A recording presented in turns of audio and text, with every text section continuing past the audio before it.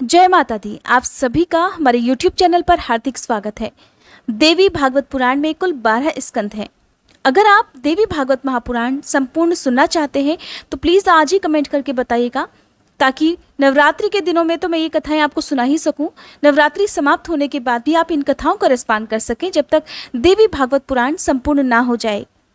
देवी भागवत पुराण के पढ़ने और सुनने से भयंकर रोग, अतिवृष्टि, अनावृष्टि, भूत प्रेत बाधा, कष्ट, योग और दूसरे आदि भौतिक और आदि दैविक तथा आदि दैहिक कष्टों का निवारण हो जाता है।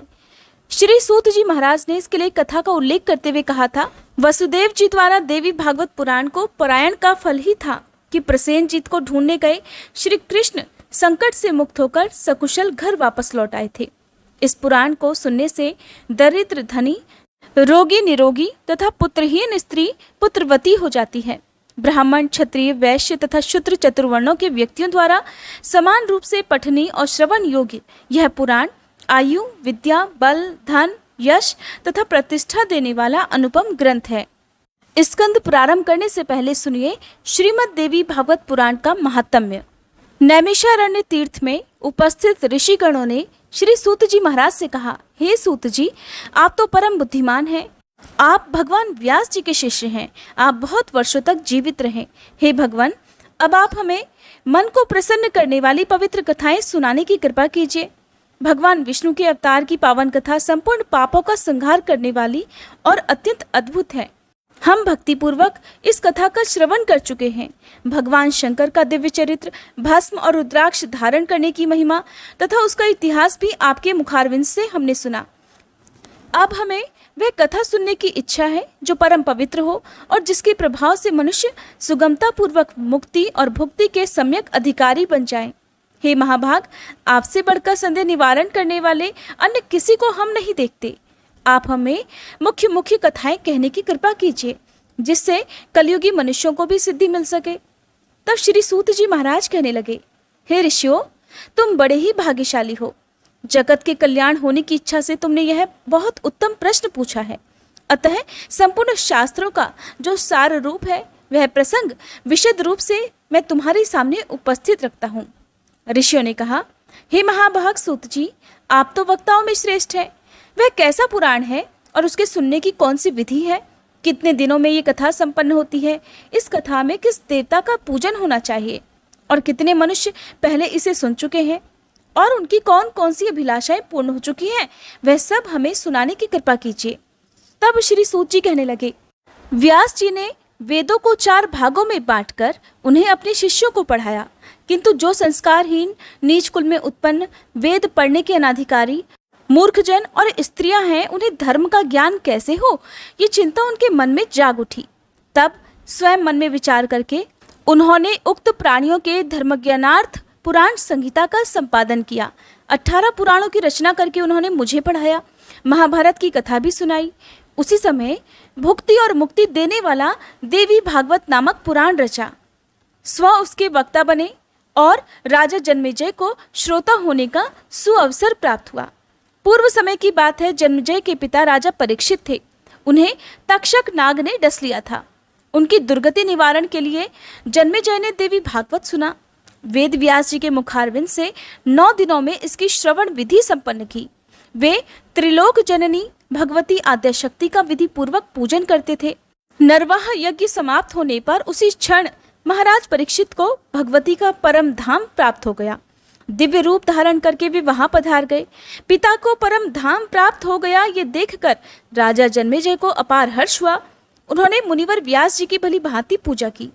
जो मनुष्य भक्ति पूर्वक देवी भागवत की कथा सुनते हैं, सिद्धि सदा उनके सन्निकट खेलती रहती है। अतः उन्हें निरंतर इस पुराण का श्रवण करना चाहिए। सतयुग, त्रेता और द्वापर में अनेकों धर्म थे, किंतु कलयुग के लिए एक पुराण श्रवण ही धर्म रह गया है। इसके सिवा मनुष्यों का उद्धार करने वाला कोई दूसरा धर्म ही नहीं है।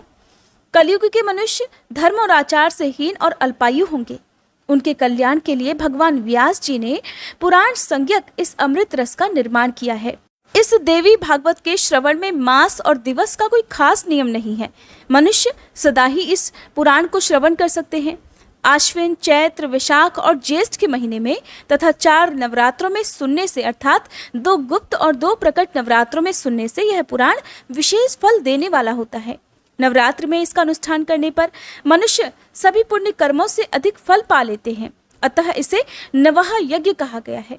जो कलुषित विचार वाले, पापी, मूर्ख, मित्रद्रोही, वेद की निंदा करने वाले और हिंसा में संलग्न तथा नास्तिक हैं, उनका भी कलयुग में इस नवह यज्ञ से निस्तार हो जाता है, अर्थात उद्धार हो जाता है। महान तप, व्रत, तीर्थ, दान, नियम, हवन और यज्ञ करने पर मनुष्यों को जो फल दुर्लभ रहता है वह भी नवह यज्ञ से सुलभ हो जाता है। इसीलिए देवी भागवत सर्वोत्तम पुराण माना जाता है। ऋषियों ने श्री सूत जी से पूछा, हे महाबुद्धिमान सूत जी, महाभाग वसुदेव ने कैसे पुत्र प्राप्त किया? भगवान श्री कृष्ण ने परिभ्रमण करके प्रसेन को कहाँ खोजा और क्यों खोजा? श्रीमद् देवी भागवत की यह कथा वसुदेव जी ने किस विधि से सुनी और इसके कौन वक्ता हुए, ये बताने की भी कृपा कीजिए। श्री सूत जी बोले, भोजवंशी राजा सत्राजीत द्वारका में सुखपूर्वक रहा करते थे। उनके द्वारा सदा सूर्य की आराधना की जाती थी। भगवान सूर्य ने सत्राजीत की भक्ति से प्रसन्न होकर उन्हें अपने लोक का दर्शन कराया। साथ ही उन्हें एक श्यामंतक नामक मणि भी दी। सत्राजीत उस मणि को गले में धारण करके द्वारका आए। वह मणि अत्यंत चमकीली थी। उसे देखकर पुरवासियों ने समझा कि शायद सूर्य नारायण है। अतः सुधर्मा सभा में बैठे हुए भगवान श्री कृष्ण के पास जाकर वे उनसे कहने लगे, जगत प्रभु, ये सूर्य नारायण आ रहे हैं। उनकी बात सुनकर भगवान श्री कृष्ण के मुख पर मुस्कान छा गई। वे बोले, अरे बालको, ये सूर्य नहीं है, ये तो स्यमंतक मणि धारण कर सत्राजीत आ रहे हैं और मणि के कारण इनकी ज्योति फैल रही है और सूर्य देव ने ही इन्हें यह मणि दी है। फिर सत्राजीत ने ब्राह्मणों को बुलाकर उनसे स्वस्ति वाचन कराया, मणि की पूजा की और उस मणि को अपने भवन में स्थापित कर दिया। प्रतिदिन 8 भार स्वर्ण देने वाली वह मणि जहाँ रहती थी वहाँ महामारी, दुर्भिक्ष और अन्य उत्पाद संबंधी भय कभी ठहर नहीं सकते थे। सत्राजीत के एक भाई थे, उनका नाम था प्रसेन। एक बार वे उस मणि को गले में धारण कर घोड़े पर सवार हुए और शिकार करने के लिए वन को चल दिए। उन्हें सिंह ने देखा और घोड़े सहित मारकर वह मणि ले ली। ऋक्षराज जामवन बड़ा बली था। उसने देखा सिंह मणि लिए हुए है तो उसने बिल के द्वार पर ही सिंह को मारकर उससे वह मणि छीन ली और उसे अपने पुत्र को खेलने के लिए दे दिया। बालक भी उस चमकीली मणि को लेकर खेलने लगा। कुछ समय के बाद जब प्रसेन वापस नहीं लौटे तब सत्राजीत को महान दुख हुआ। कहने लगे, पता नहीं किसे मणि पाने की इच्छा हो गई, जिसके हाथों प्रसेन काल का ग्रास बन गया। फिर तो जन समाज के मुख से द्वारका में इस प्रकार किंवदंती फैल गई कि हो ना हो श्री कृष्ण ने ही प्रसेन को मार डाला है, क्योंकि मणि में उनकी आसक्ति हो गई थी। ये बात भगवान श्री कृष्ण के कानों में भी पड़ी। तब अपने ऊपर लगे हुए इस कलंक को दूर करने के लिए उन्होंने कुछ पूर्ववासियों को साथ लेकर यात्रा आरंभ कर दी। वे भयानक वन में जा पहुंचे। सिंह द्वारा मारे गए प्रसेन को उन्होंने वहां देखा। रक्त से चिन्हित मार्ग को पकड़कर सिंह को खोजते हुए वे आगे बढ़े। एक बिल के द्वार पर मरा हुआ एक सिंह दिखाई दिया। तब कृपा परवश होकर वे पूर्ववासियों से कहने लगे, तुम लोग मेरे लौटने तक यही रहना। मणि लेने वाले का पता लगाने के लिए मैं इस बिल के अंदर जा रहा हूँ। बहुत अच्छा कहकर पूर्ववासी वहीं बिल के बाहर ही ठहर गए। भगवान श्री कृष्ण बिल के भीतर वहां गए जहां जामवान का स्थान था। देखा ऋषराज का बालक मणि हाथ में लिए हुए था। उन्होंने मणि छीनने का प्रयास किया। इतने में ही धाय ने भयंकर शब्दों में गर्जना आरंभ कर दिया। धाय की चिल्लाहट सुनकर वहां तुरंत ही जामवान आ पहुंचा। उसका भगवान श्री कृष्ण के साथ युद्ध आरंभ हो गया। रात दिन लगातार लड़ाई होती रही। दोनों में 27 दिनों तक घोर संग्राम चलता रहा। उधर द्वारकावासी भगवान श्री कृष्ण की प्रतीक्षा में बिल के द्वार पर ही रुके हुए थे। 12 दिनों तक तो उन्होंने प्रतीक्षा की। फिर डरकर वे अपने अपने घर को लौट गए। पहुंचने पर आरंभ से अंत तक सारा समाचार कह सुनाया। सुनकर सबको बड़ा दुख हुआ। अब वे सत्राजीत की निंदा करने लगे। अपने पुत्र की यह कष्ट कहानी महाभाग वसुदेव के कानों में भी पड़ी। परिवार सहित वे शोक सागर में डूबने उतराने लगे। अब मेरा कल्याण कैसे होगा? इस प्रकार की अनेकों चिंताएं उनके मन में उठने लगी। इतने में ही देवर्षि नारद ब्रह्मलोक से वहां पधारे। वसुदेव जी उठकर खड़े हो गए, मुनि को प्रणाम किया, उनकी यथोचित पूजा की। नारद जी ने बुद्धिमान वसुदेव जी से कुशल समाचार पूछा, फिर कहा, नारायण नारायण। वसुदेव जी, आप इतने चिंतित क्यों हैं, इसका कारण बतलाइए। वसुदेव जी कहने लगे, मेरा प्रिय पुत्र श्री कृष्ण प्रसेन को खोजने के लिए पुरवासियों के साथ वन में गया हुआ था। मरे हुए प्रसेन पर उसकी दृष्टि पड़ी। बिल के द्वार पर देखा कि प्रसेन को मारने वाला सिंह भी मरा पड़ा है। तब पुरवासियों को द्वार पर ही ठहराकर वह स्वयं अंदर घुस गया। मुने, बहुत दिन बीत गए, अब तक मेरा वह प्राण प्रिय पुत्र वापस नहीं लौटा। इसी से मैं चिंतित हूँ। कोई ऐसा उपाय बताने की कृपा कीजिए जिससे मेरा पुत्र शीघ्र ही वापस आ जाए। तब नारद जी बोले, हे यदुश्रेष्ठ, तुम पुत्र प्राप्ति के लिए अंबिका देवी की आराधना करो। उनकी आराधना से ही तुम्हारा शीघ्र कल्याण होगा। वसुदेव जी ने पूछा, हे देवर्षि, वे अंबिका देवी कौन है, उनकी क्या महिमा है और कैसे उनका पूजन होता है? भगवान, ये सब बताने की कृपा कीजिए। नारद जी बोले, हे महाभाग वसुदेव, अंबिका देवी के संपूर्ण महात्म्य को विशद रूप से कौन कह सकता है? मैं संक्षेप से कुछ कहता हूँ, सुनो। भगवती अंबिका नित्य स्वरूपिणी है। सत्य, चित्त और आनंदमय उनका श्री विग्रह है। वे सर्वोपरि हैं। वह चराचर जगत उनसे ओतप्रोत है। उन्हीं की आराधना के प्रभाव से ब्रह्मा जी इस चराचर जगत की रचना करते हैं।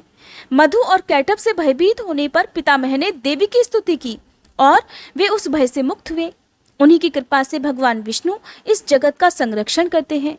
भगवान रुद्र पर उनकी कृपा दृष्टि पड़ी, तभी संसार के संहार में सफल हो सके। वे ही संसार बंधन में हेतु हैं, मुक्त कर देना भी उनका कार्य है। वे देवी परमा विद्या स्वरूपिणी हैं। संपूर्ण शक्तिशालियों पर भी उनका ही शासन रहता है।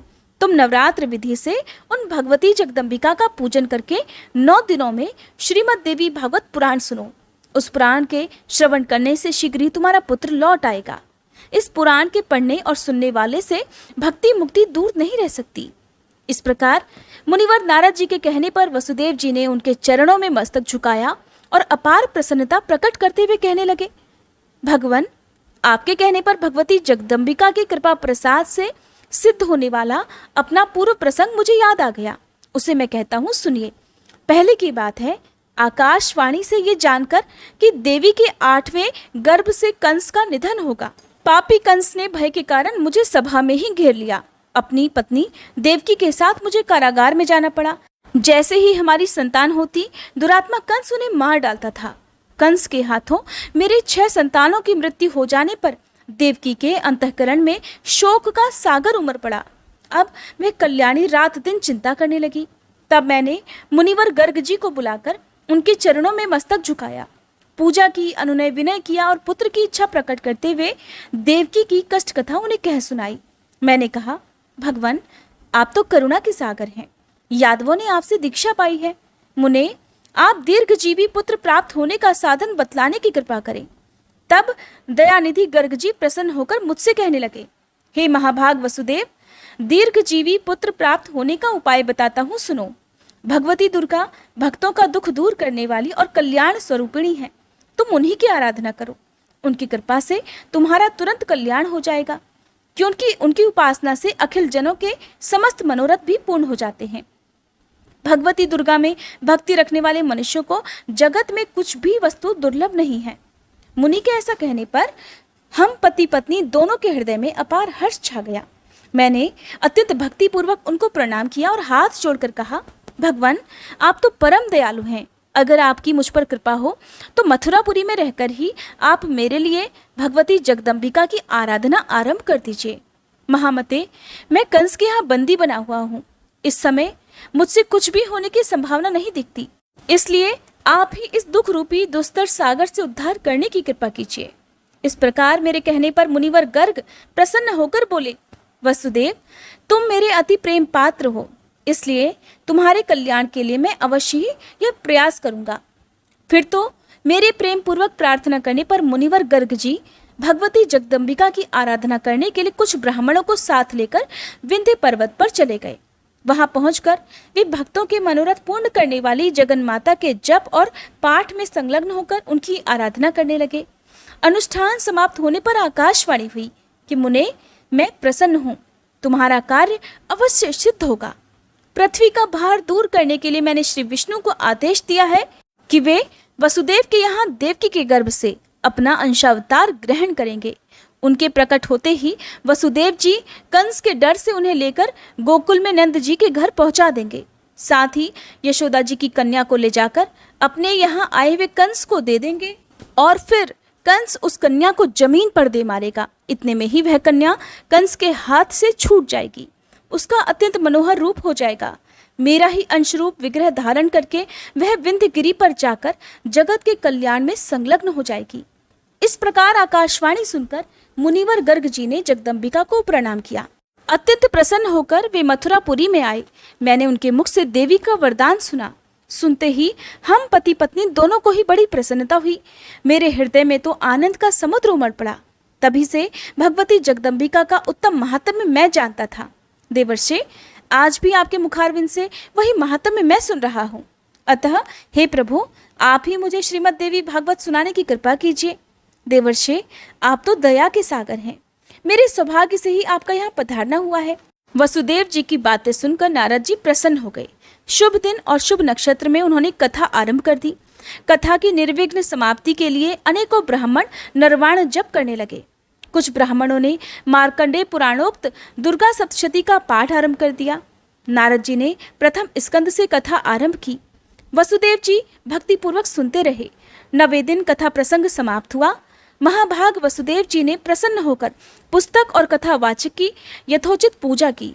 उस समय भगवान श्री कृष्ण का जामवंत के साथ बिल में युद्ध चल रहा था।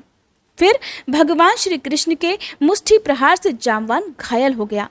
उसकी देह रक्त से सन गई। फिर जब चेत हुआ तब उसने भगवान श्री कृष्ण के चरणों में मस्तक झुकाया और अपार श्रद्धा प्रकट करता हुआ वह उनसे अपराध क्षमा कराने लगा।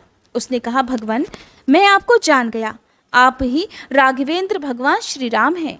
आपके क्रोध से समुद्र शुद्ध हो उठा था, लंका चौपट हो गई थी और सब परिवार रावण काल का ग्रास बन गया। भगवान, वे ही आप अब श्री कृष्ण रूप से यहाँ पधारे हैं। मेरे अपराध को क्षमा कीजिए प्रभु। मैं तो हर तरह से आपका सेवक हूँ। उचित आज्ञा देने की कृपा करें। जामवान की बात सुनकर जगत प्रभु भगवान श्री कृष्ण ने कहा, हे ऋक्षराज, हम इस मणि को लेने के लिए ही यहाँ बिल में आए हैं। फिर तो ऋक्षराज जामवान ने प्रीतिपूर्वक भगवान श्री कृष्ण की पूजा की, अपनी कन्या जामवंती का उनके साथ विवाह करा दिया और मणि भी सौंप दी। तब श्री कृष्ण ने जामवंती को पत्नी रूप में स्वीकार करके मणि गले में धारण कर ली और जामवान से विदा लेकर वे द्वारका के लिए प्रस्थान कर गए। उसी दिन देवी भागवत की कथा समाप्त हुई। उदार बुद्धि वसुदेव जी ने ब्राह्मणों को भोजन कराकर उन्हें दक्षिणा से प्रसन्न किया। ब्राह्मण आशीर्वाद दे ही रहे थे कि उसी समय भगवान श्री कृष्ण मणि धारण किए हुए पत्नी के साथ वहां आ पहुंचे। पत्नी सहित श्री कृष्ण चंद्र को वहां पधारे देखकर वसुदेव प्रभृति जितने भी लोग थे, उन सब के नेत्र आनंद के कारण छलछला उठे। उन सभी के हृदय में मानो हर्ष की बाढ़ सी आ गई हो। सभी प्रसन्न हो गए। फिर देवर्षि नारद भगवान श्री कृष्ण के आगमन से हर्षित होकर श्री कृष्ण और वसुदेव जी की आज्ञा लेकर ब्रह्मलोक को चल दिए। भगवान श्री हरि का जो यह चरित्र है, उसके प्रभाव से अपयश शांत हो जाता है। शुद्ध चित्त होकर निर्मल भक्ति के साथ जो इसे पढ़ता है अथवा सुनता है, वह पूर्ण सुखी हो जाता है। जगत में उसकी कोई भी इच्छा अधूरी नहीं रह जाती और अंत में वह भव बंधन से मुक्त हो जाता है। यह था देवी भागवत पुराण महात्म्य का पहला और दूसरा अध्याय। इसके आगे के अध्याय आप आने वाली वीडियो में सुनिएगा। अगर आज की ये वीडियो पसंद आई हो तो कमेंट करके मुझे जरूर बताइएगा।